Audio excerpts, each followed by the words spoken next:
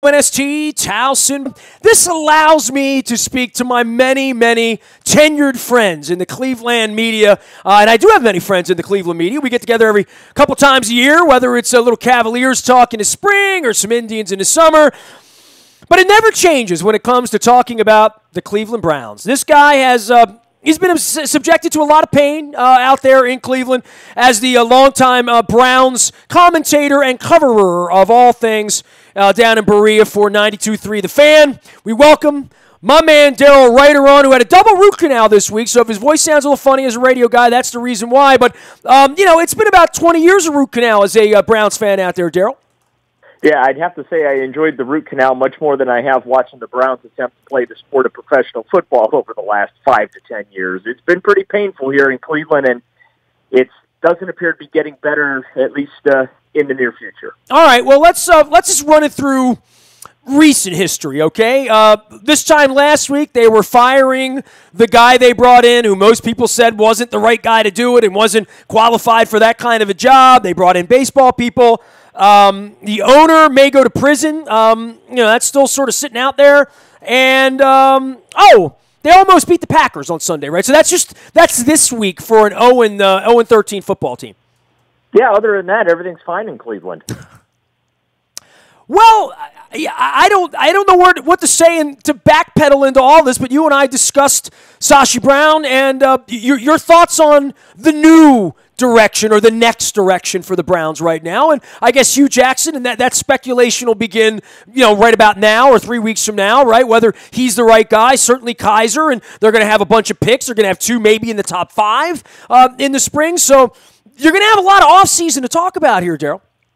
Yeah, I mean, there's no guarantee Hugh Jackson's coming back. I realize what Jimmy Haslam has said both in the statement that he issued last week when he announced that Sashi Brown was fired, and then also what he said last Friday when he introduced the new general manager, John Dorsey, who comes to Cleveland from Kansas City, who I think Dorsey's the most qualified and experienced football executive that the franchise has hired since returning in 1999. He is somebody that has done everything from the menial tasks of just scouting individual players at colleges to being the director of college scouting to be a director of pro personnel. He's run his own 53-man roster. He knows how to find talent, and with the Browns sitting where they are in the draft, number one, possibly depending how Houston ends their season. But as we have our conversations this week, the Browns are looking at 2 top 5 picks in the draft, possibly 4 picks in the top 40. You need a purebred football guy to make those picks, not a lawyer. Sashi Brown was a great guy. I don't have a bad word really to say about him, but the analytical system that they try to put in place is flawed. It works in Major League Baseball because it's mano-a-mano. It's pitcher versus hitter. You can't do that in pro football when you're talking about 11 players playing in sync, in harmony on each and every play. It's a completely different sport. It's a completely different game. I have no idea how John DePodesta is going to fit in this new restructured front office going forward. To me, he's a fish out of water right now. Hugh Jackson, again, I don't know that he's necessarily going to be back next year in spite of everything that Jimmy Haslam has said publicly. I don't know how you can bring back a guy who can't win football games on Sunday. They are 1-28 since he has taken over this football team as head coach. 1-28. The franchise has won 4 times in their last 50. That's 5-0 games. That is inexcusable, incomprehensible, and you cannot sell that to your fans. And that's why, listen, Hugh Jackson might have won the power struggle with Sashi Brown. I don't know with John Dorsey coming in, he's going to have Jimmy Haslam's ear the way he had it maybe over the last 5 to 6 weeks prior to Brown's firing. He is Daryl Ryder. He is Right or Wrong Fan out on Twitter at 92.3. The Fan out in Cleveland, where he has watched the Browns lose 13 games in a row. This portion of our WNST programming brought to you by our friends at Coppin State University. We are your home for Eagles basketball this winter, as well as the Juan Dixon Show and Dwayne Burrows. We'll be talking to Juan a little later on in the week, so you can tune in for that. Also brought to you by our friends at Costas Inn. Good enough for the Today Show and my mom. The fat crabs, the cold beer, the pit beef. The legend continues at CostasInn.com. Daryl Ryder joining us as always during Cleveland week around here. So 13 in a row. I was scoreboard watching, from a location in Pittsburgh on Sunday afternoon. I saw the 2-touchdown lead. Of course, Coach Billick, who picked the Browns to win this week, was bragging out on Twitter at the end of the third quarter, and then all hell broke loose, and they snatched the defeat out of the jaws of victory yet again, and that's 2 overtime losses for them this year as well. Daryl, what makes them lose? That's a simple question. It's kind of silly. People used to ask me that during the Orioles days as well, and I would say it was the owner, and maybe in this case I would say it was the owner because it all does sort of stem back there. He has been the constant in a lot of this, right? Not just the quarterbacks or the personnel people or the coaches, but they've not been a typical 0-13 team that's gone out and lost 31-3 every week. I mean, they're in all these games, seemingly. Like, if you're a Browns fan and you're a long sufferer and you put the game on, most of these weeks in the third quarter, you have a chance to win, right? Yeah, I mean, listen, Jimmy Haslam obviously is the constant in all this. It's been pure chaos since he's bought the football team. The record speaks for itself. They've won 19 games since October 22nd of 2012. That's how bad it's been here in Cleveland. They've lost 70 games since the start of the 2012 season, and you kind of lump that in because that's when it was announced that he was taking over the team, and the previous regime of, Pat Shermer and Mike Holmgren and them, you knew they were all going to be shown the door at the end of the year, and Haslam was going to go ahead and hire his own people. So I hold him accountable for scuttling the 12 season as well. But as far as on the field, Nestor, they're just too young, and they just run out of gas. They have no staying power whatsoever. The third quarter, the fourth quarter, it is a complete nosedive. And when one domino falls for them, they're incapable of overcoming any and all adversity once that happens. And Sunday's game against Green Bay was Exhibit A. I mean, David Njoku appeared to catch, at least, to the human eye, a third down and 4. He caught a 7-yard pass. Mike McCarthy challenges it. Replay shows, ball squirted through his hands, hit the ground, incomplete pass, Browns punt. Green Bay gets a 65-yard punt return, has the ball at the 25, and at that very moment, I knew the Cleveland Browns were going to lose the football game. They appear to catch a break with 25 seconds or so on the clock. Actually, it was 35 seconds because they did a 10-second runoff after a review. Appear to catch a break. Brett Hundley originally ruled a touchdown. Replay shows he's down at the 1. Very next play, throws a touchdown pass. Tie football game to overtime we go. Then Deshaun Kaiser thinks he's got a receiver deep over the middle, goes across his body to the left, which is a big no-no, even more of a big no-no when you got a guy like Clay Matthews there, hits his arm, pop fly football, Packers get it, they go on, score a touchdown, and they win the football game. I mean, that is Cleveland Browns football in microcosm. Daryl, for the Kaiser thing and where the team has been back to the summer, I don't mean to be, petty, or I'm not even giving you a hard time, but if the team had won 2 games right now, how would it be any better? You know what I mean? Like if they had beaten Nashville or won this game against the Packers, I don't know that the long term is any different. Certainly not for Deshaun Kaiser. But you sort of knew this going in, starting a guy that no one in the league would start with a roster that probably was the worst roster in the league coming into the year. You knew that kind of sort of. So to think that at the end they're the worst team. I mean, honestly, you would have told me that in August, right? That their ceiling was 3 or 4 wins if the ball bounced the right way, kind of, sort of, right? Well, I'm going to dial back to last year when they, have fired Ray Farmer and Mike Pettin, and they promoted Sashi Brown, and then ultimately a couple of weeks later hired Hugh Jackson to be the head coach. and Jimmy Haslam had said this is going to be a 3, 4, 5-year rebuild. When you say 3, 4, 5-year rebuild, though, to me, Nestor, okay, for a franchise that consistently had the 4-12, 5-11 annual juggernaut that they would put out there, what that told me was you're going to revamp the roster, but you're still going to win 3 to 5 games for a couple of years until you can get all your pieces in place and then get over that hump and escape that 4 to 5 win hell that you'd been stuck in. What I did not foresee happening was them going into Christmas Eve last year without a win and finishing 1-15, or them this year in mid-December, again, without a victory and being 0-13, and now they are legitimately staring down the barrel of 0-16.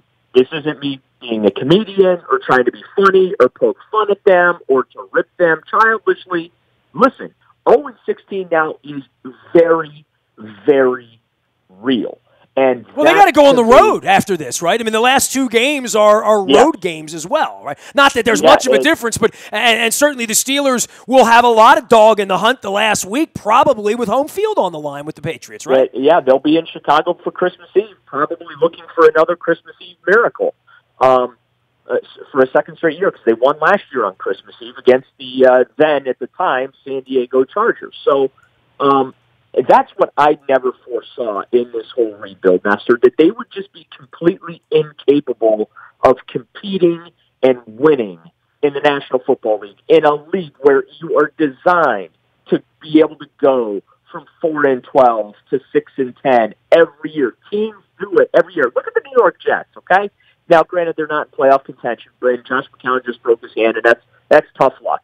But the Browns went with 3 quarterbacks with 0 combined victories in the NFL. Kevin Hogan, Cody Kessler, and Deshaun Kaiser. They cut earlier this year Josh McCown and allowed him to sign with the Jets. What were everyone saying about the Jets in the offseason? They're blowing it up. They're the team that's going to go 0-16 or 1-15. They have no chance to do anything. Josh McCown was able to help them win 5 games. And you ask the question, well, how does winning 2 or 3 games make the situation better? It makes it better because you could at least say you took a step forward this year. Won 1 game last year, but you won 3 or 4 games this year. That's progress, okay? This year feels like a step back, even though when you look on paper and compare it to last year's team, this supposedly is a better roster. There's actually more talent here in Cleveland, at least from a youth standpoint. They can't win a football game. Had you had Josh McCown on the field this year, I guarantee you the Cleveland Browns could have won 3, 4, maybe 5 games this year because it comes back to quarterback play. Look at the San Francisco 49ers. They couldn't win a game. All of a sudden, Jimmy Garoppolo steps on the field, and boom, they got a couple of wins under their belt. All of a sudden, have played themselves out of the number 1 pick in the draft. Good for them. Look at the Houston Texans. They lose Deshaun Watson for the season. Their year goes completely in the tank, and the Browns are going to get a top 5 pick potentially. Green Bay Packers, I think they're a little bit of an exception to the rule. They were able to tread water without having Aaron Rodgers on the field, but it also helps get to play the Cleveland Browns. So, it comes down to having the quarterback. You have to have a quarterback. The Jacksonville Jaguars, top 5 defense in the National Football League, Super Bowl caliber defense that reminds me of the Ravens Super Bowl team from, 2000, that great Ravens defense that won without a quarterback. Those are the exceptions to the rule. You have to have a quarterback to compete in the NFL. The Browns have had 28 of them. They'll be in the market for 29, maybe 30 this offseason. 28's a number now, huh? It's 28? Yeah. I remember it was like 17 or 18, man. Yeah, until they straighten that out, Nestor, it seems very simplistic to say, but, they can't even find a guy that can start 16 games on the schedule. Like, you can't even get to the lowest part of the bar. Can you give me 16 games under center before we even evaluate your performance? So until they get that squared away, it's going to be very difficult for them to compete. Kaiser leads the world in turnovers this year. I think he's got like 24. He has so many turnovers I've lost count. He's got 17 interceptions or 5 or 6 fumbles to throw on top of that. So,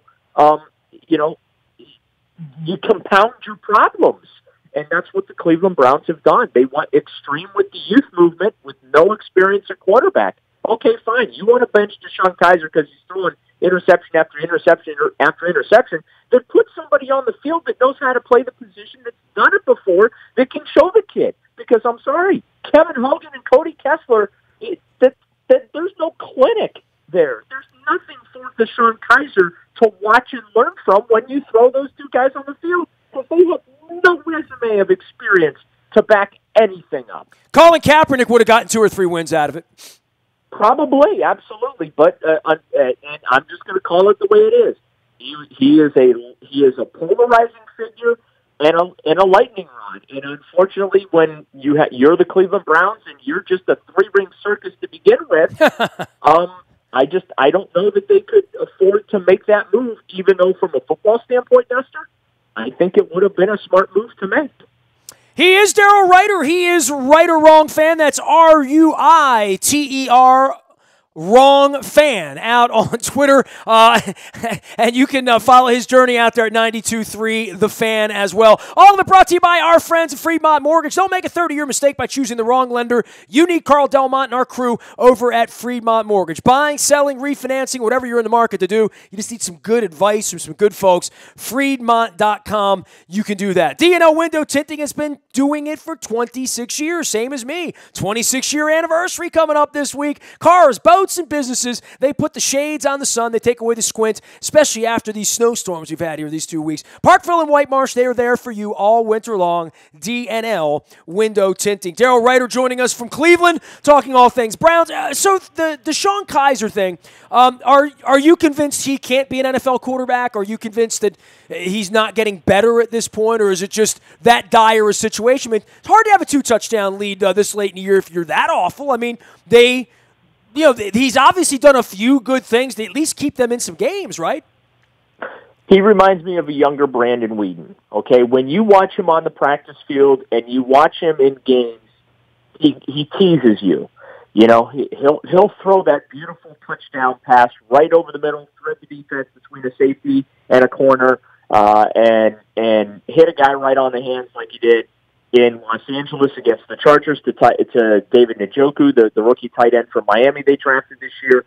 He did it last week against the Packers to Josh Gordon in the end zone. So he'll tease you. But then again, he'll do stupid stuff like rolling to his left, throwing against his body over the middle of the field with pressure on him, and it results in turnovers. So he's very difficult to really figure out. He's also 21 years old. He's very young. So I think he can be a quality NFL quarterback. I don't know that he's the solution. I don't know that he's a franchise quarterback. And that, to me, is the great enigma, and it's one of those things that the new general manager, John Dorsey, is going to have to figure out, Nestor, is whether or not this guy's toolbox, the size, the athleticism, the arm talent, because to me, Deshaun Kaiser's problems are between the ears. He has the same problems now that he had at Notre Dame. And so if Hugh Jackson, who allegedly is the quarterback guru, the quarterback whisperer, hasn't been able to fix that yet, I don't know if accuracy is something that you can fix at the NFL level. So that's why if there is a quarterback in the draft or a quarterback in free agency, in my opinion, John Dorsey should not hesitate to pull the trigger. That doesn't mean that I'm giving up on Deshaun Kaiser or that I'm advocating they cut him or trade him or whatever. My point is the kid this year was not ready to play. He was not set up to succeed, and that is not Deshaun Kaiser's fault. We're going to talk a lot this week about Josh Gordon, and I know you spent the last couple of years talking about him. Clearly a difference-making kind of player. We struggled with Antonio Brown, as you know, on Sunday night, that has put us in this position here where any hiccup against the Browns this week or, hey, dude, around here, if you lose to Deshaun Kaiser or Jacoby Brissett and you don't play playoff games because of that, there's going to be hell to pay here in early January. So, the Ravens are expected to run the table here for the next 3 weeks, including Cincinnati on New Year's Eve. But the Josh Gordon thing stands as sort of one of those weird wild cards of, now, the Browns are winning by 3 points in the fourth quarter somehow, some way this Sunday, much like Packer fans were probably saying that. Aaron Rodgers was probably saying that there in Cleveland or in Green Bay last week. So thoughts about, Josh Gordon maybe being an X factor in this game for the Ravens and their now depleted secondary. We'll call it that without Jimmy Smith. Well, I mean, Josh Gordon gives the Browns what they have not had for most of the year, and that is a legitimate player at the position. Their leading receivers are running back on the team, okay? That tells you all you need to know about the state of the Browns receiving corps. They cut Kenny Britt, who is the prized free agent signing offensive weapon in the offseason. They cut him on Friday. That was John Dorsey's first official move as the general manager of the football team. So the receiving situation in Cleveland's dire at best. Corey Coleman, their first-round pick from a year ago, he is consistently inconsistent at best. Sunday, he was catching footballs. Yes, Josh Gordon is a game changer, no question about it. I don't know that Josh Gordon has a long-term future here in Cleveland. I have questions about his ability to stay on this path that he is on. Credit to him for getting back into the league, doing what was necessary, overcoming the addiction, or at least dealing with his addiction problems that he has chronicled in those interviews that have been published over the last couple of months since October. But, I still don't have the belief that he has surrounded himself with quality people that will help him professionally. I still think he's around people that are opportunistic.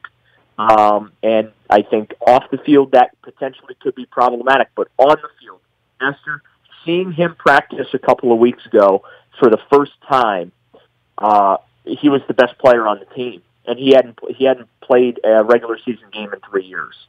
To me, partial indictment on the Browns organization for the quality of talent and level of talent that they brought in, but also a credit to Josh Gordon and the fact that he is that skilled, that talented, that unbelievable of a player.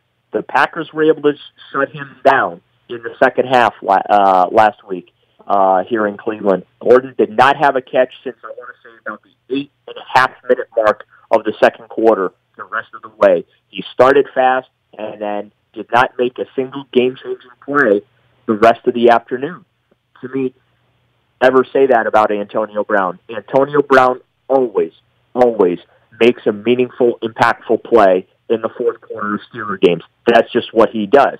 Now, to be fair to Gordon, he's just coming back. He's just getting back in the groove of things. But to me, that's when I think the Ravens really need to worry about Josh Gordon is in the second half, because something tells me at some point Josh Gordon's going to start making those type of plays, because his first game back had Deshaun Kaiser thrown 2 better footballs, Gordon would have finished that game with 175 yards receiving and 2 touchdowns.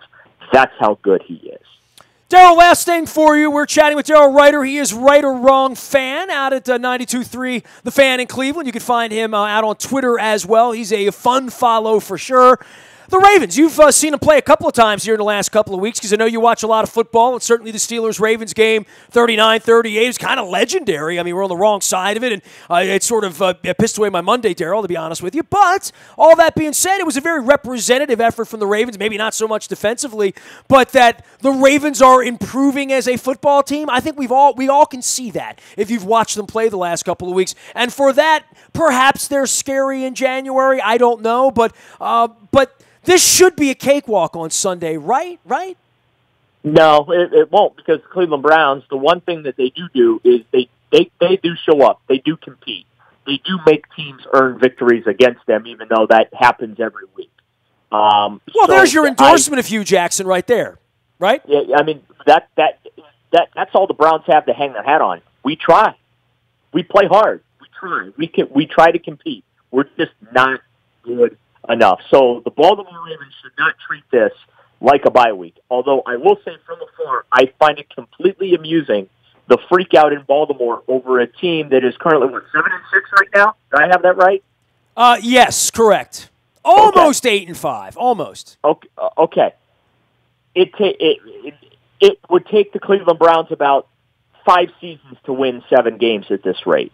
So the fact that Baltimore fan is angry over a team right now that is 7-6, they would build statues here in Cleveland for players and coaches of a 7-6 football team. That's how bad it is here. But looking at the Ravens, you mentioned their secondary is a little beat up. But I think the Monday game was a little bit of an aberration. Defensively for them. That's not a defense that's going to give up 39 points every week. The Browns are not going to put 39 points up on the board. In fact, if I remember correctly, the Browns' season high for scoring this year is 28 points.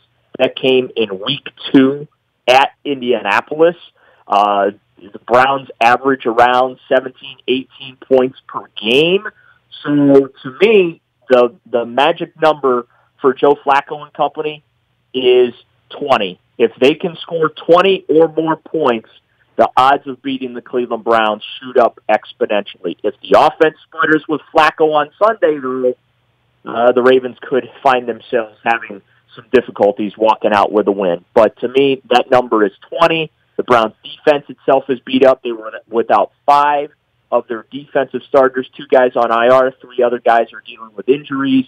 So I think it comes down to Joe Flacco and that offense on Sunday. If they're able to do some damage against the Browns and hit that 20-point plateau that I mentioned, I think the Ravens are going to be in good shape. But if you're talking about 17 points or so, well, that means that the Cleveland Browns are in the game, and they should worry. Daryl, I'm at on the website, the WNST.net website, and we have your Cleveland Browns schedule up. We platform off AP, and they actually list the preseason schedule at the bottom. And I just must point out that the Browns were undefeated in August. It looks weird to look down and see that they were actually 4-0. Well, here's one for you. The 2008 0-16 Detroit Lions also were preseason champions. There you go. 4-0. There you go. All right, well, there's your little tidbit. We always give you a little something extra around here, Daryl. Hey, appreciate you, man. Looking forward to get out there to Cleveland, and I'm going to try to go to the Christmas Story House on Sunday morning. Wish me well. Hope you have your tickets already. You'll shoot your eye out, kid. Appreciate you, Daryl. Be well. You got it, Nestor. Take care, my friend. All right. Right or Wrong Fan on Twitter. He is Daryl Ryder at 92.3, the fan in the land of Cleve. I am Nestor. You can find me out on the buyatoyota.com audio vault 24 hours a day from anywhere in the world on your mobile device by downloading the TuneIn radio app. We do come in crystal clear from anywhere in the world. The morning newspaper comes to your email inbox digitally, free of charge, all brought to you by Planet Fitness and planetfitness.com, where it's still $10 a month to get in the best shape of your life. And 2018, it's calling your name, the gym. Get in shape. Planet Fitness and Planet of Triumphs. Last but never least, breaking news happens first on the WNST Tech Service. That is all brought to you by Coons Ford of Security Boulevard. Dennis Kolatzos will be here on Thursday, driving you home from 3 until 5. It is the SSV on WNST. I'm Nestor. Facebook, Twitter, LinkedIn, Snapchat, Instagram, streaming live on our Facebook as well as our YouTube WNSTV channel. We are WNST.net, AM 1570, and WNST Towson, Baltimore, and we never stop talking Baltimore sports.